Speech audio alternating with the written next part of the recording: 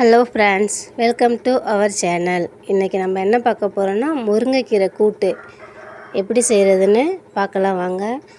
இது ரொம்பவே உடம்புக்கு ரொம்ப நல்லது.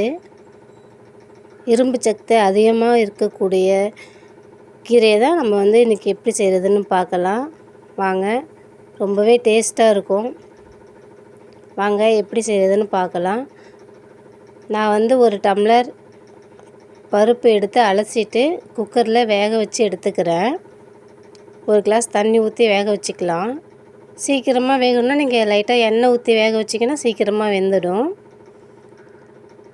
வேக வச்சுட்டு அது வேகிற நேரத்தில் நம்ம குழம்பு குட்டி போட்டுடலாம். எண்ணெய் சட்டியில் 2 ஸ்பூன் ஆயில் விட்டுருக்கிறேன். எண்ணெய் சூடானதும் 1/2 ஸ்பூன் கடுகு, 1/2 ஸ்பூன் பெருஞ்சீரகம் சேர்த்துக்கலாம். அது பொரிஞ்சு வந்ததும் நம்ம வெங்காயம், ஒரு சின்ன வெங்காயம் கட் பண்ணி வச்சுருக்கிறேன், அதை சேர்த்துக்கலாம். நல்லா வதங்கினதும் நம்ம இதில் ஒரு தக்காளி சேர்த்து வதக்கிக்கலாம். தக்காளி நல்லா இந்த அளவுக்கு வதங்கிடுச்சா, வதங்கினதுக்கு அப்புறமா நம்ம இதில் 2 ஸ்பூன் மிளகாய் தூள் சேர்த்துக்கலாம். 1/2 ஸ்பூன் மஞ்சள் தூள் சேர்த்துக்கலாம்.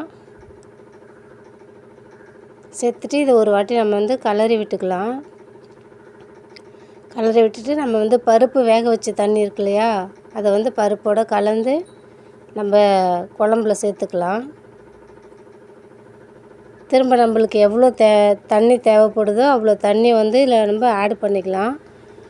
அதுக்கு தேவையான அளவு உப்பு போட்டு கலரி விட்டுக்கலாம். எல்லாமே கரெக்டாக மிக்சிங் ஆகிருக்கான்னு செக் பண்ணிக்கோங்க. உப்பு பத்தலைன்னா நீங்கள் உப்பு கூட கொஞ்சம் சேர்த்து போட்டுக்கலாம். நமக்கு எவ்வளோ குழம்பு தேவையோ அவ்வளோக்கு நம்ம கொஞ்சம் தண்ணியை சேர்த்து நல்லா கொதிக்க வச்சுக்கலாம். அது கொதிக்கிற நேரத்தில் நம்ம முருங்கைக்கீரையை உருவி எடுத்துகிட்டு வந்துடலாம். பாருங்கள், குழம்பு நல்லா கொதிச்சிருச்சு. இப்போ நம்ம முருங்கைக்கீரையை உருவி வச்சுருக்கோம் இல்லையா, அதை அதில் போட்டுக்கலாம். போட்டு கலரி விட்டு ஒரு நிமிஷம் வேகட்டும்.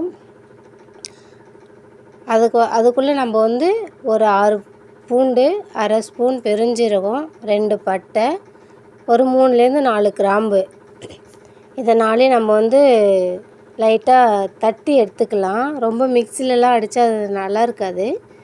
நம்ம லைட்டாக தட்டி எடுத்துக்கலாம் அதை.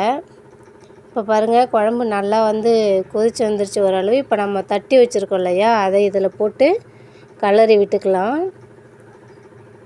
இது ரொம்ப சூப்பராக இருக்குங்க. நல்லா வாசனையாக இருக்கும். நீங்கள் தேங்காய் கூட வேணால் சேர்த்துக்கலாம். எப்படி இருக்குன்னு செஞ்சு பார்த்துட்டு சொல்லுங்கள். ஒரு லைக் பண்ணுங்கள், கமெண்ட் பண்ணுங்கள், மறக்காமல் சப்ஸ்கிரைப் பண்ணுங்கள். Thank you friends.